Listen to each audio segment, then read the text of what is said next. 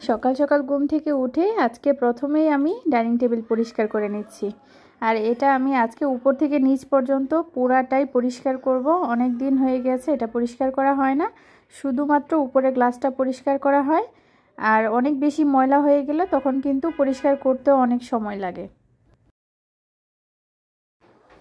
চেয়ারগুলো অনেক বেশি ময়লা হয়ে গিয়েছে, আর আমি খুব সুন্দরভাবে প্রতিটা কোনায় কোনায় যে ময়লাগুলো জমেছিল সম্পূর্ণ ক্লিন করে নিয়েছি।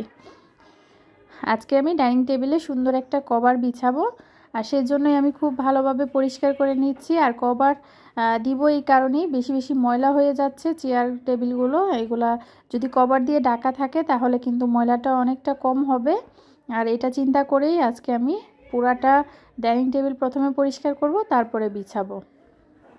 আমরা যারা সংসারে আছি তাদের কি কাজ, আমরা সারাদিন বাসায় কি কাজ করি এটাই অনেকেই ভেবে পায় না। আমরা আসলে এই কাজগুলোই করি, সেটা ঘুরিয়ে ফিরিয়ে প্রতিদিন একই কাজ করি, তারপরেও কিন্তু কাজ আর শেষ হয় না। গ্লাসের ডাইনিং টেবিলগুলো কেন যেন একটু বেশি ময়লা হয়ে যায়, সব সময়ই পরিষ্কার রাখতে হয়। আজকে টেবিলে আমি নতুন একটা লুক দিব, কিভাবে দিব সেটাও আমি আপনাদেরকে দেখাবো।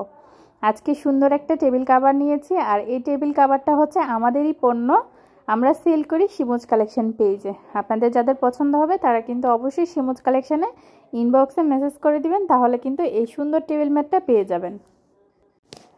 আর আমি ঘরের মধ্যে সবুজের একটা ছোঁয়া রাখতে চেয়েছি, সেজন্য আমি সিলেকশন করেছি সবুজ কালারটা। এটা দেখতে কিন্তু অনেক বেশি সুন্দর এবং ব্যবহারেও অনেক বেশি আরামদায়ক। আপনারা যারা এই পণ্যটি হাতে পাবেন তখন বুঝতে পারবেন যে কাভারের কোয়ালিটি কতটা ভালো। আপনারা চাইলেই কিন্তু খুব সহজে আপনাদের পুরাতন ডাইনিং টেবিলটা নতুনভাবে সাজিয়ে নিতে পারেন। আমি যেভাবে সাজিয়ে নিয়েছি, দেখতে যে কতটা সুন্দর লাগতেছে সেটা যখন বিছাবেন তখন এর সৌন্দর্য বুঝতে পারবেন। ঘরের জিনিসপত্র তো আমাদের মেয়েদের অনেক বেশি পছন্দ থাকে, আর এটা চাইলে আপনারা কাউকে গিফটও করতে পারেন। সেটা হতে পারে আপনাদের বন্ধু বান্ধব, হতে পারে আপনাদের আত্মীয় স্বজন, হতে পারে বাবা মা, যাকেই গিফট করেন না কেন এটা কিন্তু পেয়ে অনেক বেশি খুশি হয়ে যাবে। আমাদের পেজে অনেক অনেক টেবিল কাভার আছে, সেখান থেকে দেখেও আপনারা আপনাদের পছন্দ অনুযায়ী নিয়ে নিতে পারেন।